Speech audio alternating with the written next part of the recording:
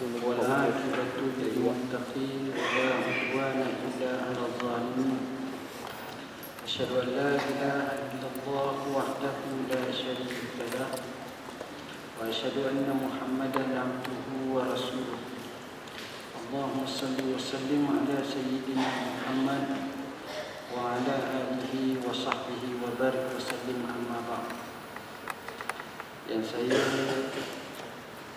hormati pengerusi majlis, yang saya sanjungi pengarah Permata Pintar, dan juga pegawai kanan, para pengajar yang saya kasihi sekalian, anak-anak yang dirahmati Allah.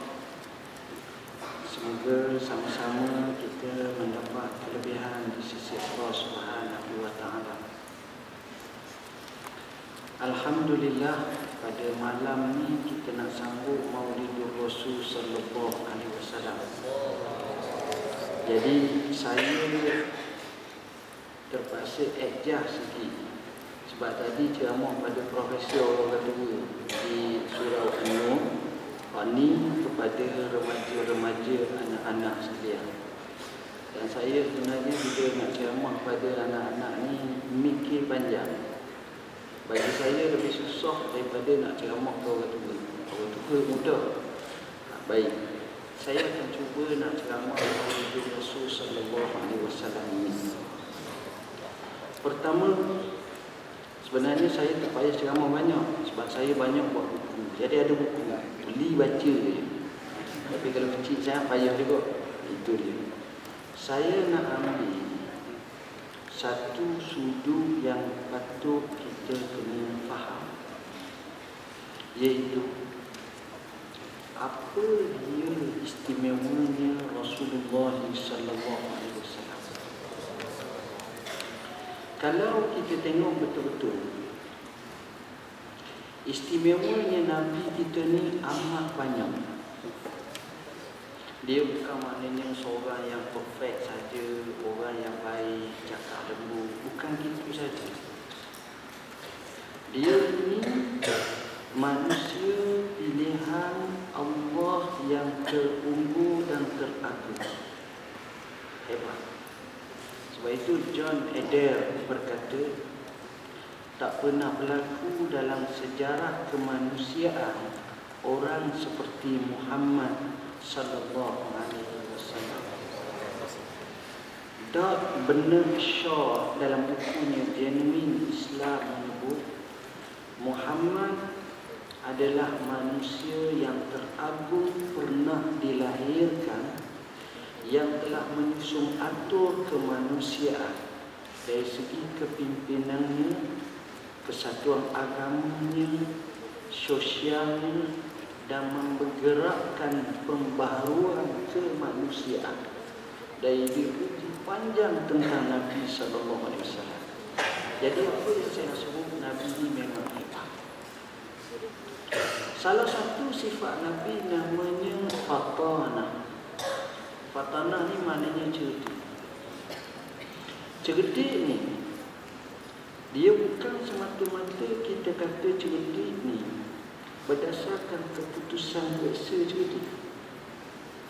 Bila kita kata cerdik, dia mewakili pelbagai angle dan pelbagai sudut. Artinya kalau kata cerdik, tu dia. Kita tengok pemain bola namanya Pili. Jangan dulu adalah Pili.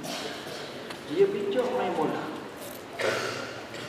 Jadi dia ni orang cerdik bijak. Kita tengok orang baru pula sekarang ni namanya Neymar, pemain bola. Dia bijak main bola. Cara skill dia sama macam Pili. Dia bijak. Kita tengok dalam bab yang lain. Bab umpamanya masak, Master Zamir pandai masak. Master Chef. Bijak dia. Kalau orang berbuat, dia punya masakan dia pandai dia masak. Bijak dia. Jadi kalimah macam ini terlalu abstrak.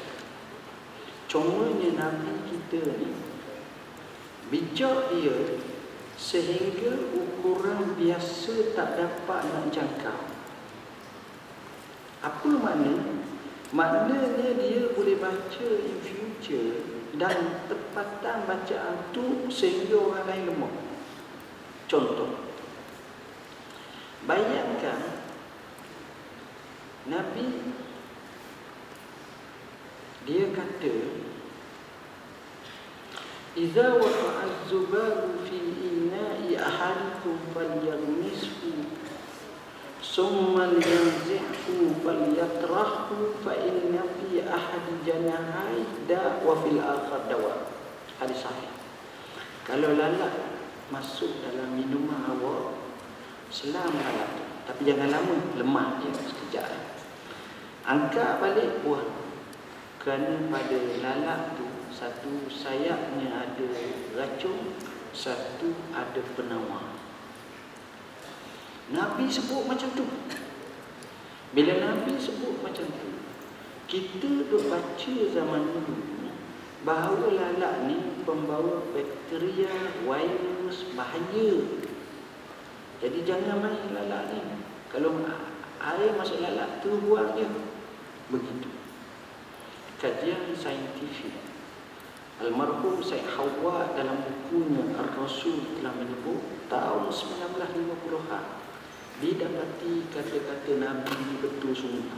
Maknanya Rasulullah sallallahu alaihi wasallam kajiannya itu, sebutannya itu betul. Wa ma yantiqu anil hawa in huwa illa wahyu yuha. Nabi tak cakap kecuali wahyu, jadi betul dia cakap. Saya terbabit dalam panel syariah dan juga sebagai pakar syariah JAKIM. Lebih kurang 2 tahun lepas di Kuala Lumpur, kalau ada isu-isu Islam yang minta fatwa, kita bersidang. Menariknya ada satu syarikat. Syarikat tu disebut sebagai Dr. Mega.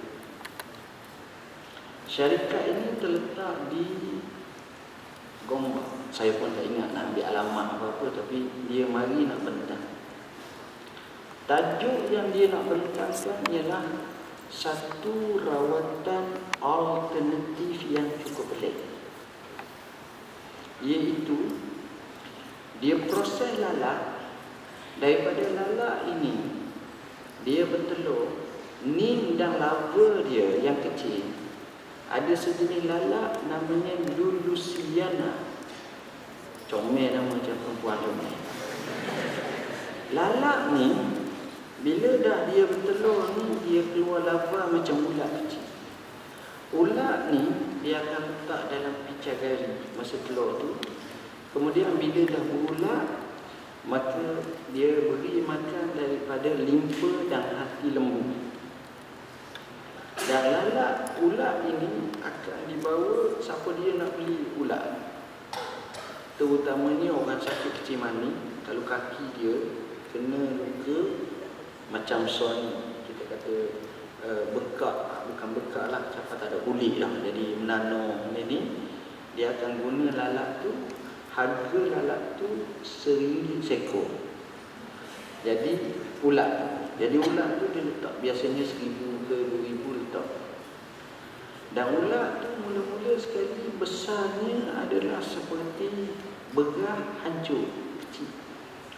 Dan apabila dia berada selama 48 ke 72 jam, ulat ni jadi besar macam seperti nasi arak kok kita makan, besar panjang. Tengok.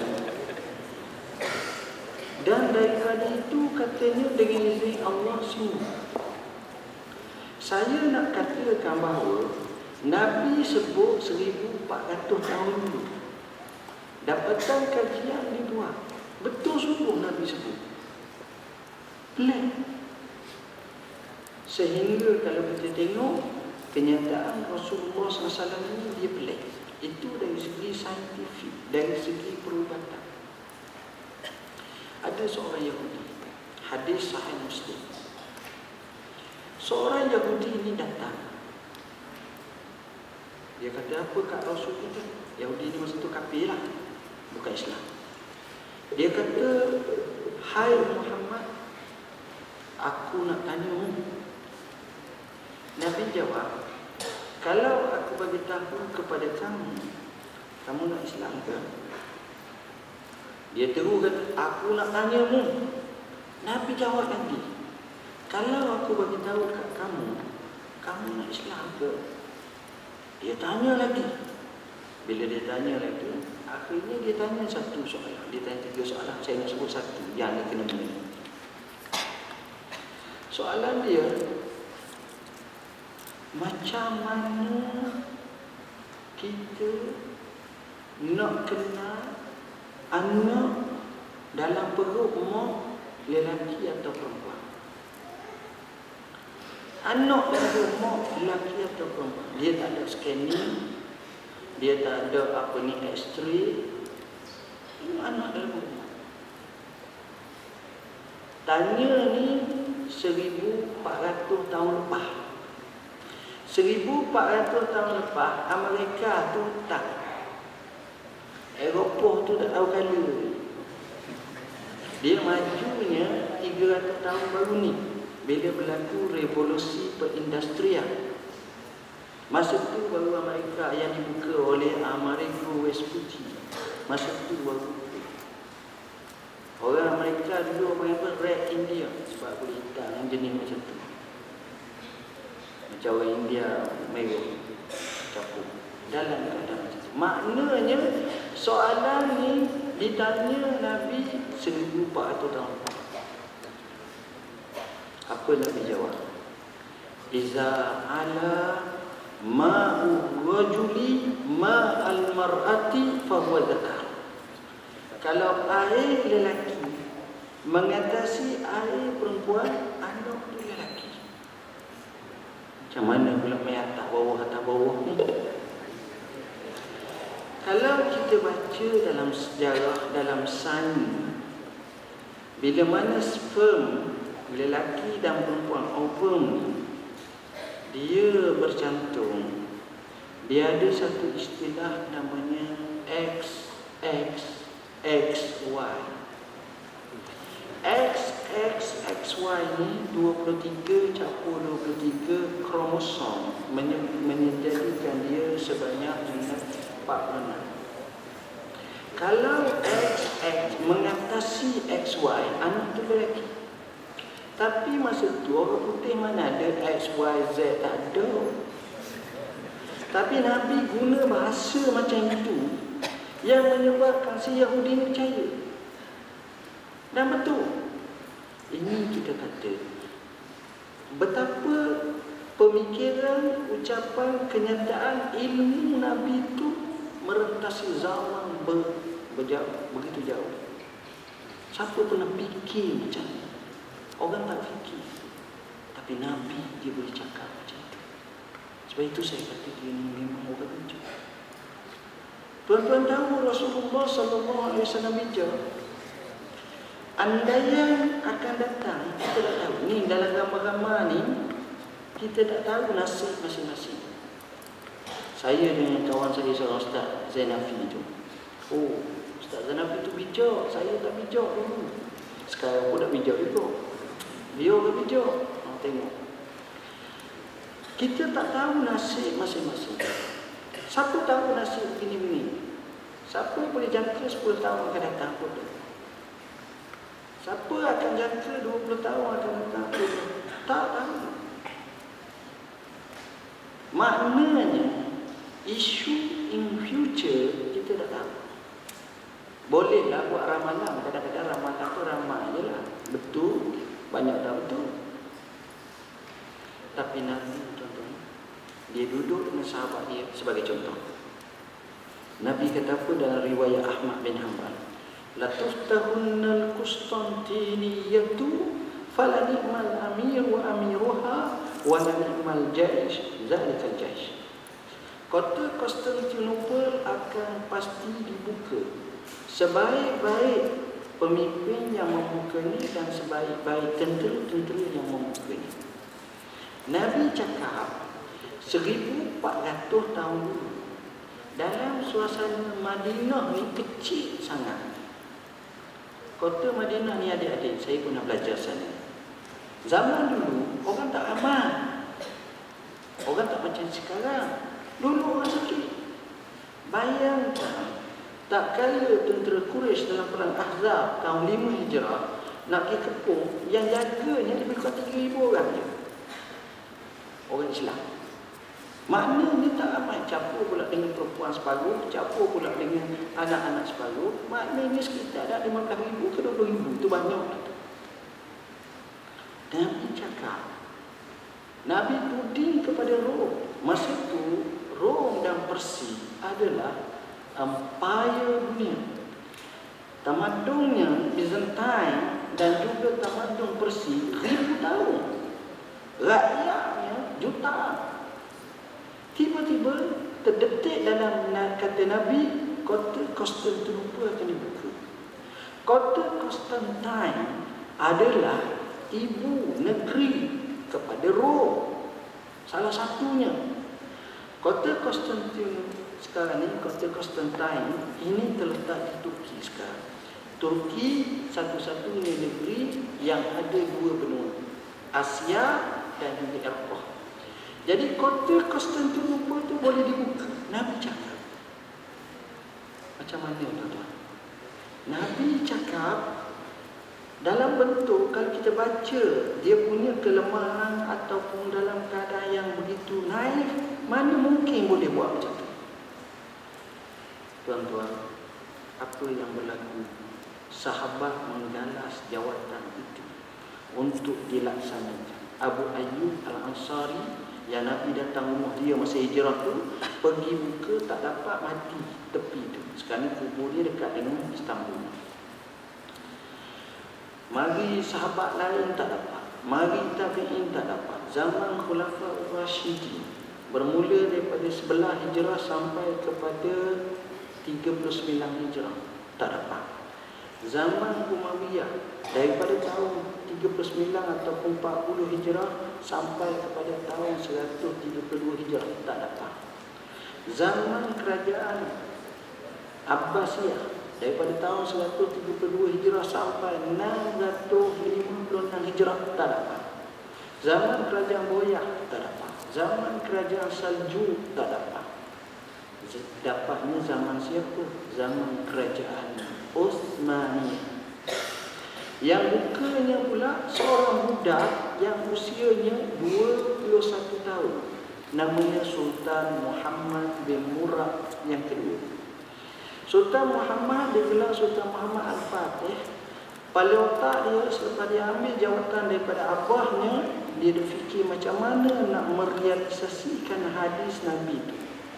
Setengah riwayat kata cubaannya sebanyak 5 kali. Gagal semua sekali. Setiap kali cuba gagal. Sebab apa? Sebab kota Konstantin ni dia ada selat. Selat itu dia ada gunung dengan gunung. Mana-mana kapal nak lalu diikat dengan rantai. Bila diangkat, rantai kapal itu terbalik. Bila terbalik, mati lemah gitu. Jadi punya pintanya dengan ilham Rabbani kepada Sultan Muhammad Al-Fatih, dia letak troli yang dia letak dengan lembu, diwarnai kapal tu buat tarik berbatu-batu. Akhirnya selepas daripada rantai itu dia buat turun. Dan orang yang pertama naik ke atas dan sempat pacak bendera di kota Konstantin namanya Hasan. Selepas dia pasang, leher dia kena panah dan dia mati, gugur, mati syahid. Yang mati tak kira lah banyak, tapi saya nak sebut, Nabi sebut selepas 800 tahun lebih, apa yang Nabi kata itu betul. Tengok. Apa yang Nabi kata itu betul. Intinya Nabi ni orang yang bijak. Nabi ni orang yang faham. Dan kalau saya tak sesuai nak bincang politik sini, sebab politik ni nampak tinggi sangat. Kalau kita nak ambil huraian tentang Hudaibiyah, macam mana perjanjian tu nampak berat sebelah, akhirnya betul Nabi kata tu sehingga pembukaan kota Mekah. Tapi Nabi bijak. Sebab itu bijak ni penting. Kepandaian dia boleh diasah. Berlaku kebijaksanaan tak kala kita banyak memikir. Dan fikiran yang terbaik adalah fikiran yang sentiasa disulami dengan ilham Rabbani. Dia tak mengganggu. Sebab itu kalau baca sejarah tokoh-tokoh ulama Islam, dia ni hak bijak-bijak luar biasa. Saya ada buat beberapa buku gambaran tokoh-tokoh orang bijak. Orang bijak ni biasanya sejak kanak-kanak lagi bijak. Imam Syafi'i rahimahullah, dia kata apa? Hafiztul Quran wa ana ibnu sab'in wa hafiztul muwatta'a wa ana ibnu ashrin. Aku hafal Quran umur aku 7 tahun. Aku hafal kitab Muwatta. Kitab Muwatta ni kitab Imam Malik. Imam Malik ni tok guru Imam Syafi'i, pengasas mazhab Maliki. Umur Imam Syafi'i budak, Imam Malik tua dah. Pakat atuk lah. Sebab beza antara Imam Syafi'i dengan Imam Malik hampir 53 tahun. Imam Syafi'i lahir pada tahun 150 Hijrah. Imam Malik lahir pada tahun 93 Hijrah atau 94 Hijrah atau 97 Hijrah. Jadi jarak tu jauh.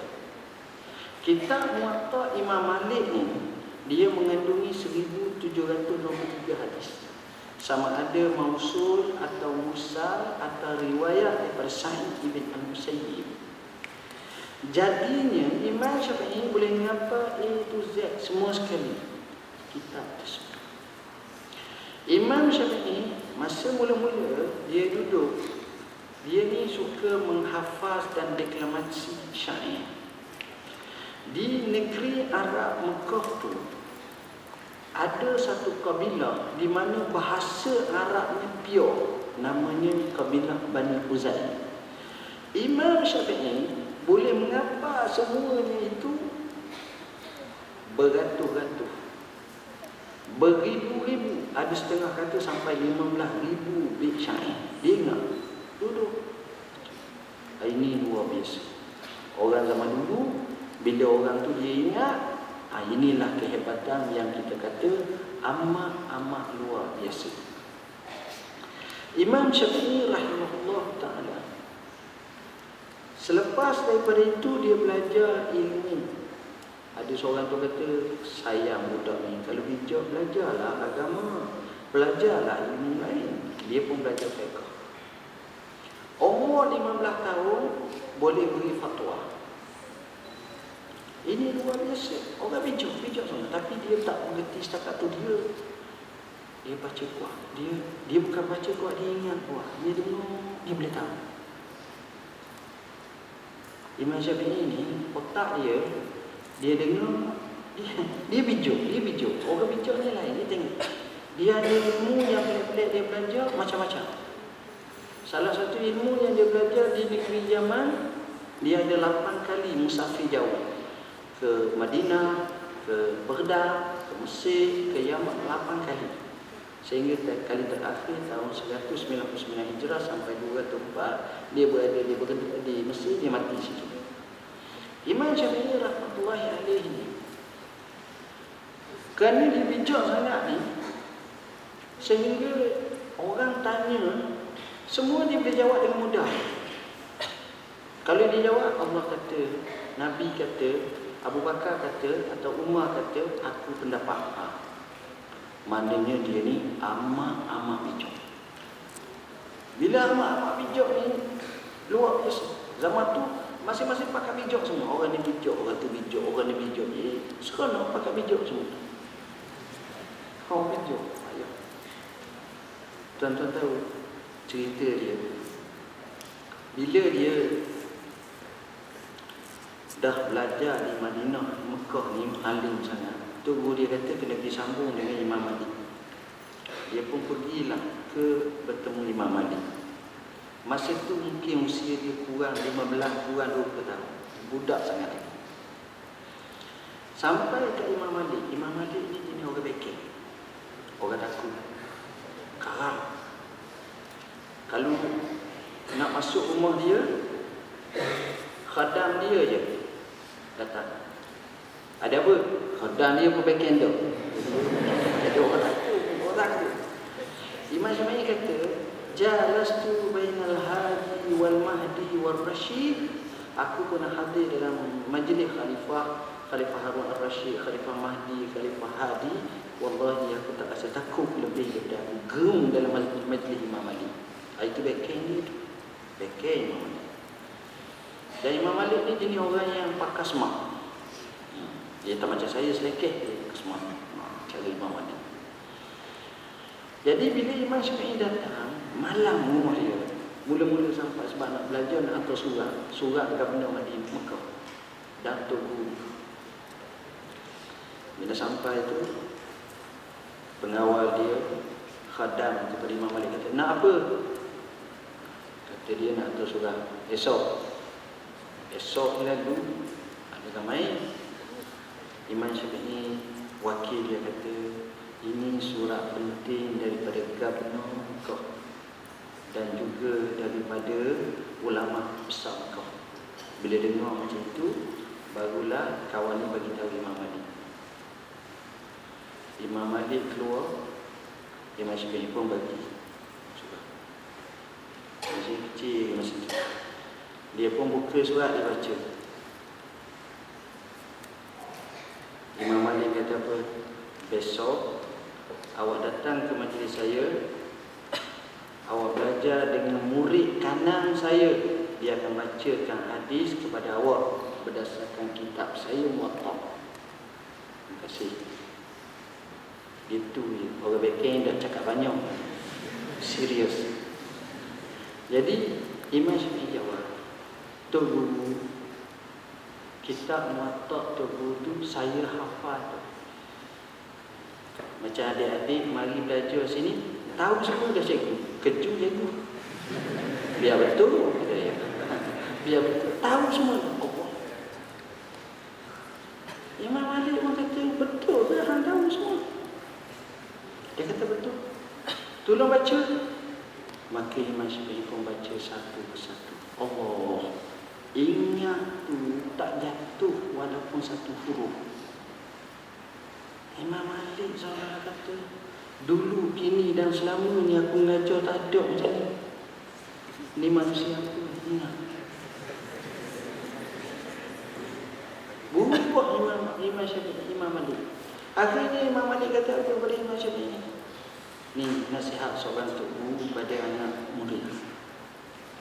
Dia kata, ya gulam, ittaqillah wala tudfi nuran allazi ataka Allah bil ma'asi. Wahai anak, takwalah kamu kepada Allah, jangan kamu padamkan cahaya yang Allah kurniakan kepada kamu dengan buah maksiat.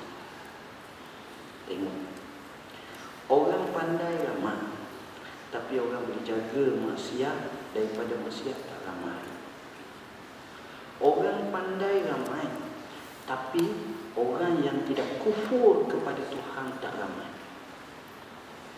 Stephen Hawking yang kita tengok kalau dia duduk tempat kita pun minta sedekah tegar.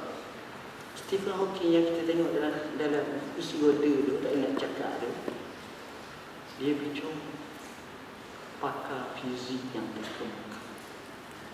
Albert Einstein, pakar fizik terkemuka. Kalau baca sejarah dia, cikgu dia kata dia bodoh, tapi dia cerdik. Sebab cikgu dia tak sapa apa yang dia sapa. Ni banyak ni. Tapi kita kadang-kadang sapa pelik garu pula. Tak cakap pun. Jadi bijak mereka, tapi tak kala mereka nafikan ketuhanan, mereka tak bijak. Bijak bila nafi ketuhanan, mereka tak bijak. Sebab itu nak bijak, adunan di samping bijak, adanya agama. Seorang penulis terkemuka, sebelum saya sambung lagi Imam Syafi'i, seorang pakar hebat, namanya Maurice Bucaille, nama Islamnya Yahya. Ada periwayatan menyebut beliau ni memang orang hebat. Dia pakar bedah, pakar otopsi, pakar. Dia hebatnya dia orang Perancis kata silap. Hebatnya dia rawat ramai pembesar dunia zaman ni, tahun 70-an, 80-an, 90-an. Antara yang dia pernah rawat, bekas mantan Presiden Perancis Frank Mitterrand. Antara yang pernah ada juga Raja Saudi seperti Malik Faisal itu dulu, dan beberapa orang. Maknanya dia pakar kelas A. Satu hari ada satu perjanjian antara Mesir dengan Eropah termasuk Perancis nak kaji berkenaan dengan Faruh atau Firaun yang melawan dengan Nabi Musa. Nak kaji sebab-sebab kematiannya berdasarkan kepada tubuh yang ada padanya. Maka Firaun itu diterbangkan daripada Kahirah Mesir menuju ke Perancis. Pelik nak Firaun mati berapa ribu tahun, Allah. Bila sampai di airport, Presiden Perancis tunggu, sambut dan beri penghormatan. Mati lama dah, hormat lagi pada Firaun. Tu hebat Firaun ya. Bila dah sampai, maka doktor ini buat cek. Dia cek betul. Dia buat sampel, buat kajian. Akhirnya dia dapat satu result. Masa dia sampai dapat satu result, sebelum dia nak bentang dalam flash secara sempurna ni, maka tengah-tengah minum air ni, orang pun tanya dia, ada dapatan kerja yang luar biasa ke aku? Baik, kata memang. Nanti bila saya sebut, nanti meletup seluruh dunia. Kajian dia orang, bagi yang tinggi sikit. Biar nak bagi tahu kau suku lah sikit. Firaun ini mati mengikut kajianku ialah disebabkan tubuhnya terlalu banyak kandungan kalsium. Kalsium ni salah satunya garam lah. Garam. Maka salah seorang tu kata, kalau kajian macam ni saya bagus apa? Allah. Aku kaji 3-4 bulan mata merah gini-gini kau main bagus. Iya kata dia. Kalau nak rakyat macam ni, orang Islam tahu lah pada. Orang Islam nak bagi kaji pun tahu dah. Tuan-tuan, adik-adik, anak-anak semua tahu kan, Firaun mati lemah. Ada kata Firaun mati terbakar. Bila lemah lah, air laut memang masih ni. Terkejut dia. Apa dia buat tuan-tuan? Oleh kerana dia berpakar, dia selalu pergi Middle East. Dia temu di Mesir, dia tengok dengan betul, dia tanya tentang Faruh. Lalu dia tak cukup dengan itu, dia tengok Injil. Sebab dia asal bukan orang Islam. Dia tengok Taurat, dia tengok kitab-kitab Samawi. Semuanya bila sebut tentang Firaun umum, tak detail. Kemudian dia tanya pada tokoh-tokoh ulama Islam yang pakar-pakar ni, kawan ni baca satu-satu ayat Quran, nas, terjemah satu persatu. Akhirnya dia kata apa? Asyhadu an la ilaha illallah wa asyhadu anna Muhammadar Rasulullah. Masuk Islam. Dan apa yang menariknya, kajian itu telah dibuat dan telah dimasukkan dalam jurnal, dianggap sebagai penemuan kajian sains terutama dan terbesar dalam abad ke-20 ini. Penemuan macam tu. Kita dah ayah, kita tahu lah bodoh. Ya tidak apa lah. Pak Iman itu nak tambahkan. Maknanya bijak-bijak manusia pun sebenarnya dalam Quran sudah ada. Sebab itu kita jangan lupa kaji Quran. Hatta dalam masalah watak manusia, Quran ada sebut. Alhamdulillah sekarang ni ramai tokoh-tokoh dan Rabitah Al-Alamin Islami dalam satu keputusan di Makkatul Mukarramah Jeddah telah memutuskan untuk menubuh satu bidang khususnya kajian tentang sains dengan Quran dan juga hadis Nabi SAW. Nak gambarkan betapa ada hubung kait yang akrab dan yang rapat antara kedua ini. Ini penting tengok. Kesampingkan yang itu sekejap. Saya nak sebut tentang Imam Syafi'i rahimahullah. Banyak nak cerita tapi kita nak cerita hari dia sebab masa pun tak ada sangat. Dia ni orang bijak. Apa yang menarik, orang bijak ni biasanya perangai dia lain daripada orang tak bijak. Satu hari Imam Malik ni dia ada 3 orang anak. Anak dia 2 lelaki, 1 perempuan. Imam Syafi'i pun ada gitu juga anak. Imam Syafi'i salah seorang anak dia qadi di Halab, Elipu. Tapi tak jadi ahli macam Imam Syafi'i lah. Baik. Imam Malik ni dia ada 3 orang anak. Anak lelaki dua-duanya bodoh, tak bercerdik, susah hati dia. Anak perempuan ni cerdik sangat. Dia pun termenung. Dengan anak aku ni. Orang lelaki tak bercerdik, maka berasam dia. Orang perempuan cerdik. Aku menung sangat anak lelaki cerdik sebab hati aku. Anak perempuan tak kat mana dia. Maka dia serah. Itulah Allah. Dia boleh buat apa saja. Kita rancang. Adik-beradik kita kadang-kadang tak jadi macam itu. Contoh. Baik. Imam Malik rahimahullah ta'ala, bila dia balik, dia selalu cerita kepada anak perempuan ni. Dia kata, oh bijaknya seorang ni anak murid saya, anak murid Abah Imam Muhammad Asy-Syafi'i ni bijak. Baik ada, akhlak okey, semua okey, tak ada KO, tak ada, okey semua. Jadi anak perempuan dia kata, bah, kalau boleh ajak kali mari rumah, suruh tidur kali, kita nak tengok kali. Jarang orang perempuan tengok orang lelaki. Tapi biasanya orang lelaki dah tengok orang perempuan ni. Okey, dia kata boleh. Imam Malik pun panggil Muhammad, mari rumah saya, tidur rumah saya. Jadi dia pun tidur. Dia sedia satu bilik, dia sedia makanan. Makanan dia sedia banyak. Dia sedia air tempat wudu. Zaman dulu tak ada bilik-bilik air tempat wudu dia sedia semua sekali. Jadi anak perempuan ni dah, Imam Syafi'i buat apa ni? Mula-mula makan. Imam Syafi'i makan habis no. Semangat makan ni habis. Sudah makan tu dia bagi duduk kedip mata macam cicak dah tengok. Sampai ke pagi dekat nak subuh terus pergi masjid lagi. Si anak perempuan ni bagi tahu kepada abah dia,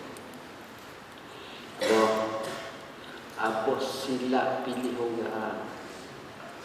Hak abah dia kata hebat-hebatnya tak ada apa satu, berat. Imam Malik tanya, apa buat berat? Kita sedia makanan habis ya kamu.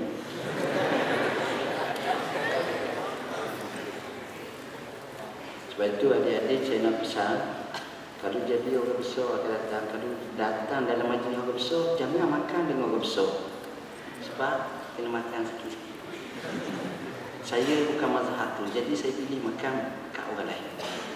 Saya jadi pakar rojok tamati.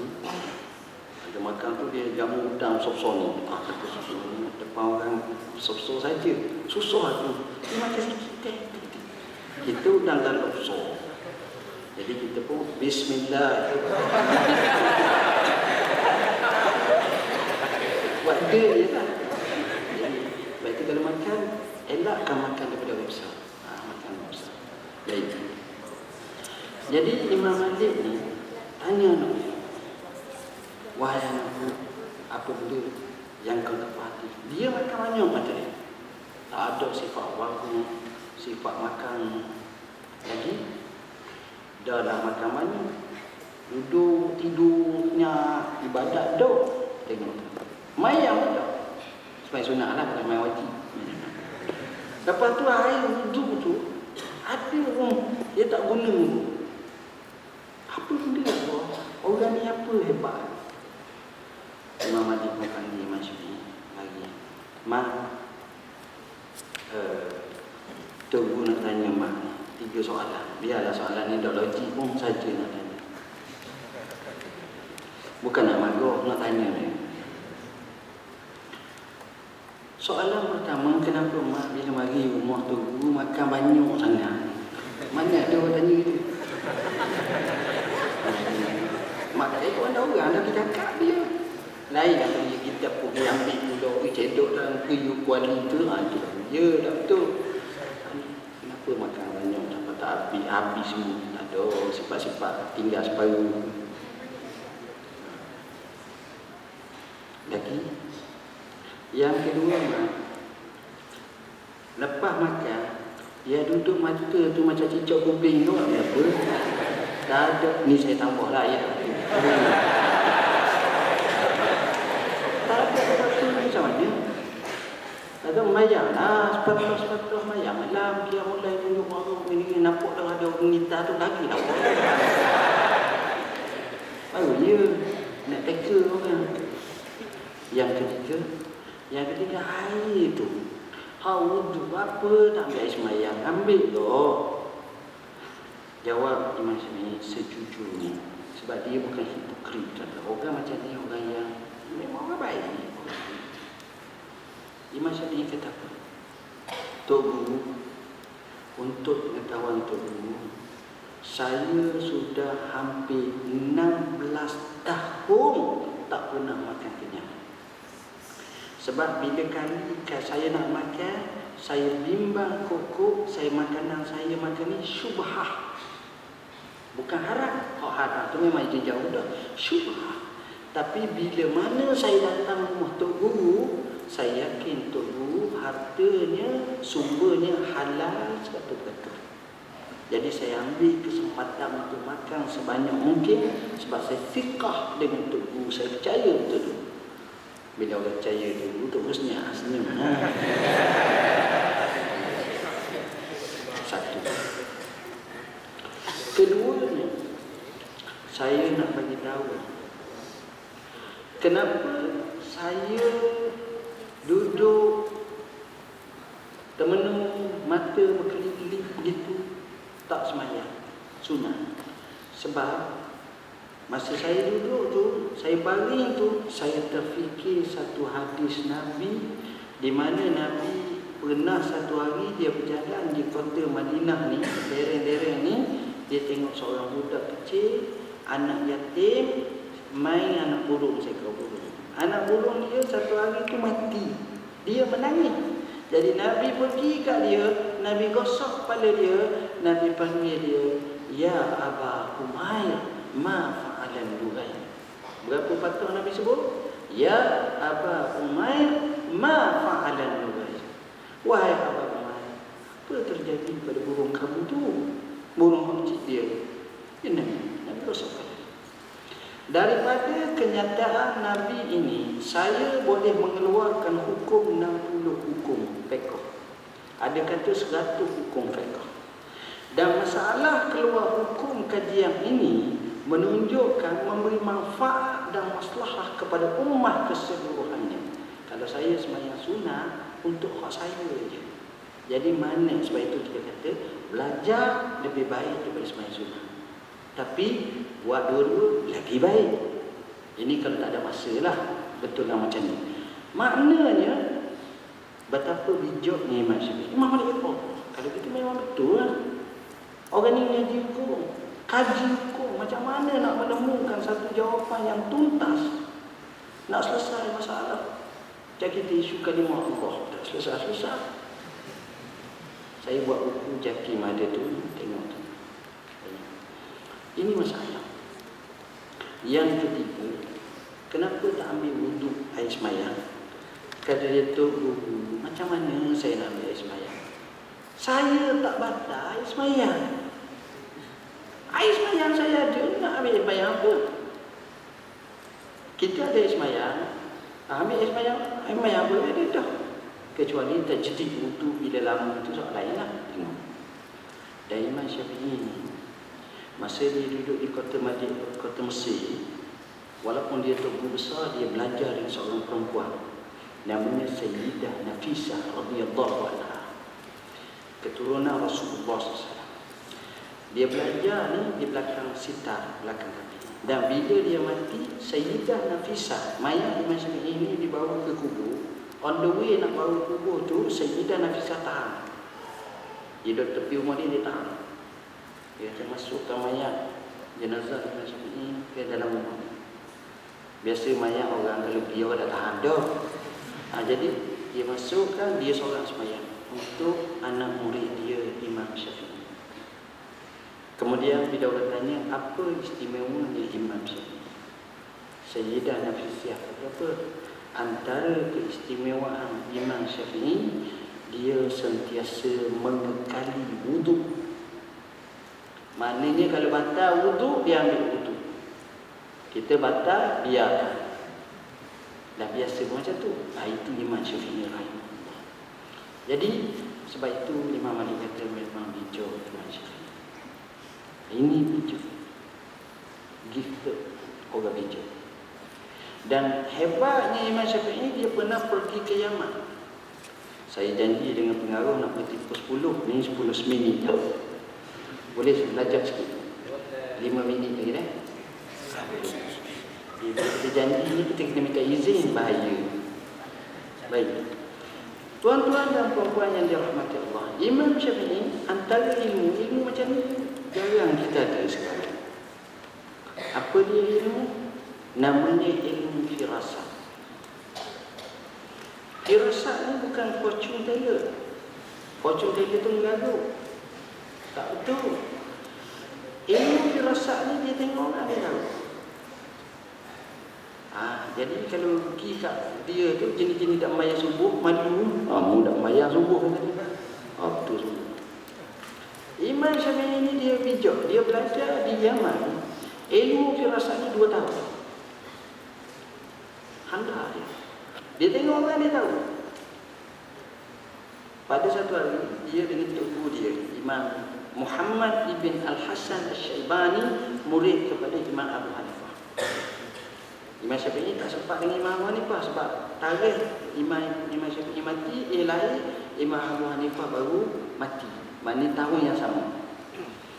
Jadi dia sempat dengan anak murid Imam Abu Hanifah, Muhammad ni dengan Imam Syafi'i ni duduk dalam masjid, duduk jauh. Dia pun tanya, wahai Syafi'i, mu teka orang yang masuk tu kerjanya apa? Jauh tengok masuk tu, tahu lah. Syafi'i kata tukang kayu. Tunggu dia tengok. Tunggu dia kata tukang besi. Tengok tu. Jom kita tanya, apa jawatan awak? Awak kerja apa? Kata dia, kerja saya tukang kayu, baru tadi kerja tukang besi. Bijak, dulu bijak. Sebab otak dia tu dia boleh kenal. Kita tak tengok kerja apa ni. Pensyarah UPN sebab apa kata? Tanya kerja apa? Salesman. Betul salah. Sebab kita tak kenal. Kita tak kenal orang memang sebenarnya kenal. Dia tengok dia tahu. Tengok itu orang macam tu kita takut pergi kat dia tengok. Dia dia tengok. Satu hari dia berjalan. Dia berjalan ni, tiba-tiba dia nak berhenti satu kawasan. Datang seorang lelaki kata, Syekh, jom mari, ahlan wa sahlan, mari. Sila duduk Syekh. Makan, minum, baik ni. Beri layanan first class. Imam Syafi'i kali pertama dia tengok orang, first impression tu dia nampak tak. Dalam ilmu yang dia belajar tu, dalam hati kecil dia, dia kata ni orang jahat. Tapi watak orang ni berubah. Baik semua. Syekh. Baik. Ajak jamu. Ayam golek. Kambing golek. Semua golek. Beri yang mana? Imam Syafi'i malam tu mikir, ya Allah ya Tuhan. Sia-sia aku belajar 2 tahun ilmu. Aku bertekad selepas daripada ini aku nak bakar kitab aku. Tak ada faedah aku belajar. Sebab apa? Sebab salah rupa-rupanya orang ni adalah orang yang baik. Sedangkan watak yang aku nampak tu jahat, rupa-rupanya salah di muka ni, aku nak bakar kitab. Jadi Imam Syafi'i pun pagi esok dia pun nak berlepas. Dia ucap, terima kasih banyak Tuan, minta maaf banyak. Kawan ni jawab apa? Tuan, itu Imam Syafi'i. Semalam 30 dinar, 20 dinar, 8 dinar. Klaim habis. Hak sengih pun dia klaim habis. Bayar Tuan. Imam Syafi'i senyum. Imam Syafi'i kata, Alhamdulillah, ilmu aku tepat. Ilmu bijak. Ini orang bijak. Sebab itu adik-adik sekalian, pertama sekali anak-anak belajar ilmu jangan putus asa.